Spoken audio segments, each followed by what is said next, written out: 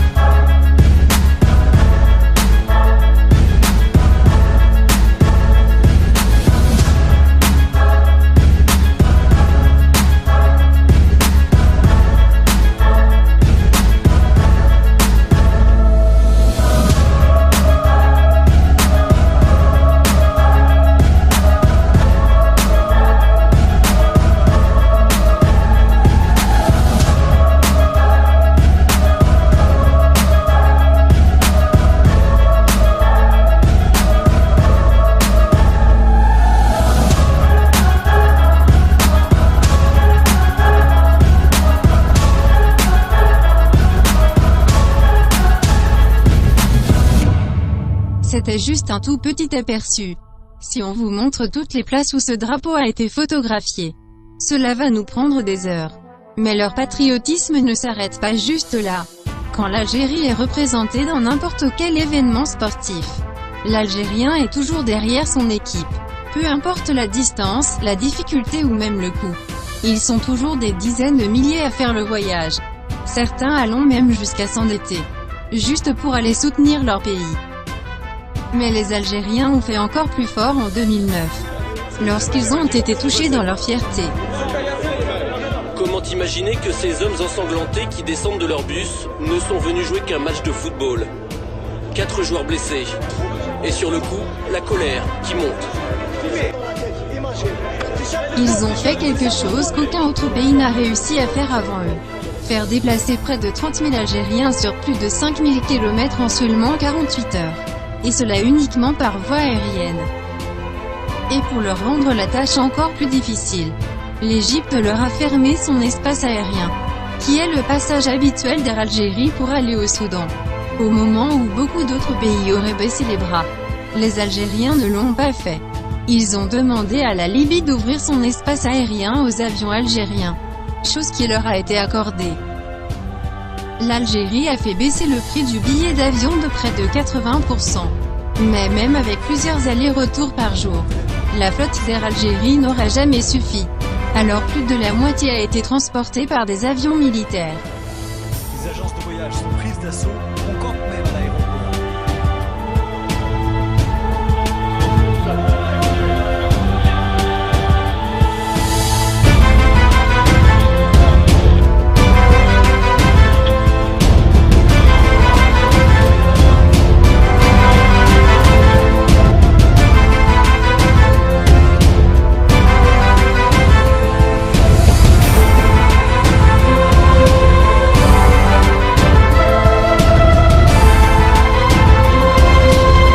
C'est avec une grande stupéfaction que le monde entier avait suivi cette déferlante des Algériens à l'assaut du Soudan.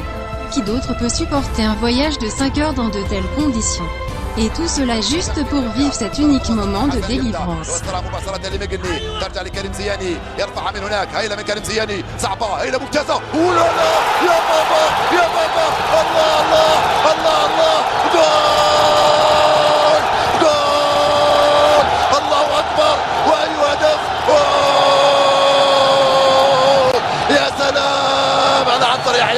أجمل هدف في العالم، هذا هو أجمل هدف في العالم.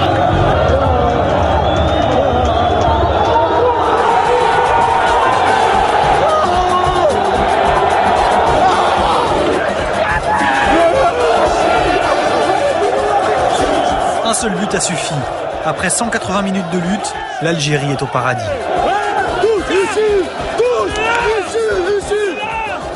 Mais on ne peut pas vous parler des Algériens sans parler de leur relation avec leurs voisins. Sont-ils vraiment méprisants et arrogants envers les autres? Contrairement aux apparences. Leur histoire nous démontre exactement le contraire.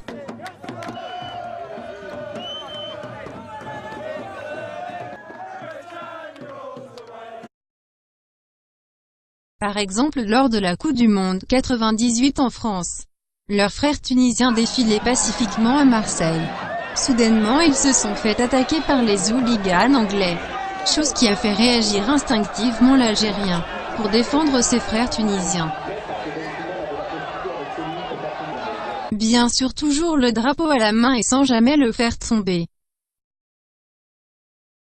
Ou encore plus récemment, lors du vote pour l'organisation de la Coupe du Monde 2026.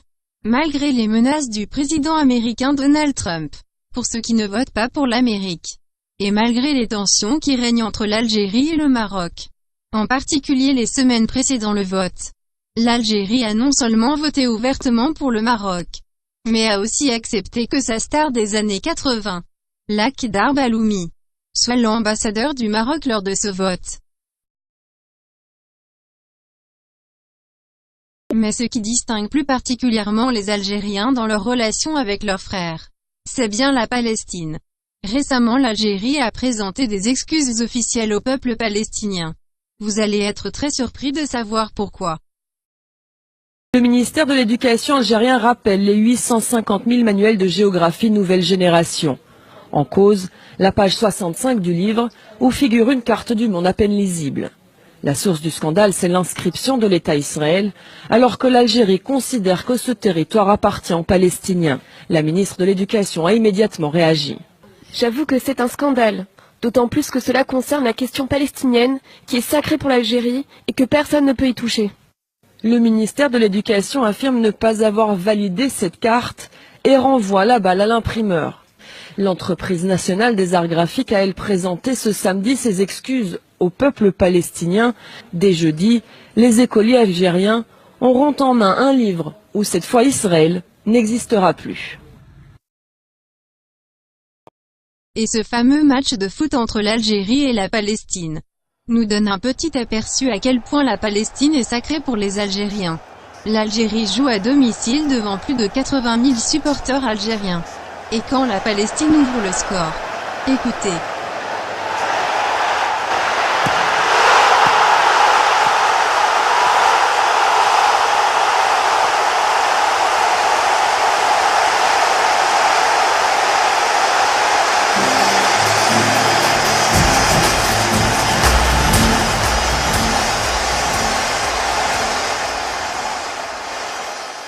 Mais quelle est l'origine de ce patriotisme et de cette grande fierté? Certains vous diront que cela a commencé en 1982. Le match de David contre Goliath. La modeste équipe d'Algérie face aux géants de la République fédérale d'Allemagne.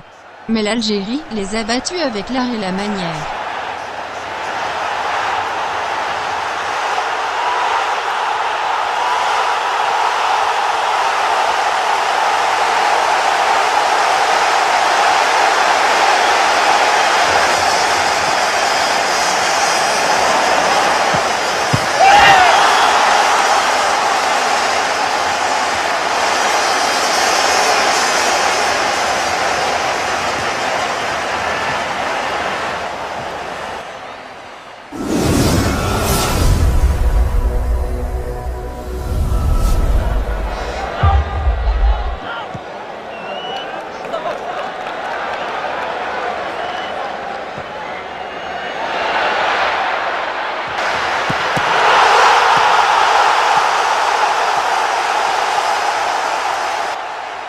D'autres vous diront que leur fierté remonte à 1954.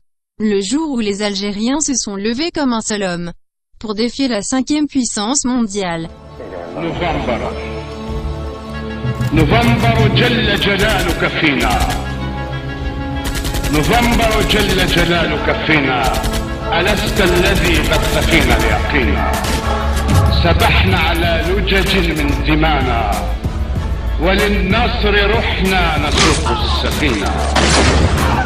وثرنا نفجر نارا ونورا، ونصنع من صلبنا الثائرين. وثرنا نفجر نارا ونورا، ونصنع من صلبنا الثائرين. ونلهم ثورتنا مبتغانا، ونلهم ثورتنا مبتغانا، فتلهم ثورتنا العالمين.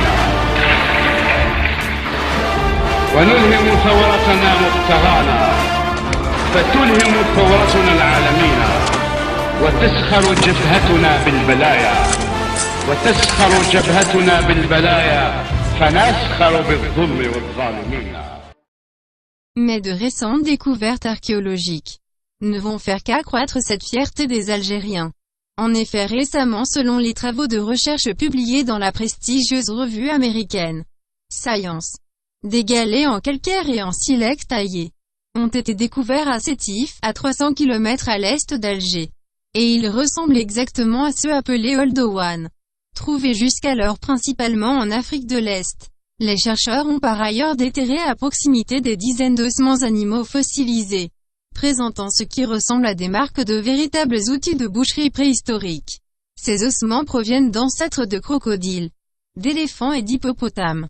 Mais le plus stupéfiant dans cette découverte, c'est que ces outils datent de plus de 2,4 millions d'années, ce qui pourrait faire de l'Algérie le berceau de l'humanité.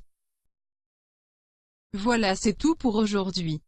On vous remercie d'avoir regardé cette vidéo. Et si vous l'avez appréciée, alors n'oubliez pas de cliquer sur le petit pouce bleu en bas. Cela nous encourage et nous motive pour nos prochaines vidéos. Si vous n'êtes pas encore abonné à notre chaîne, alors il vous suffit de cliquer juste ici, sur notre logo, et activer la cloche de notification juste en bas à droite, afin d'être toujours informé de la publication de nos prochaines vidéos. Merci. Et on vous retrouve bientôt.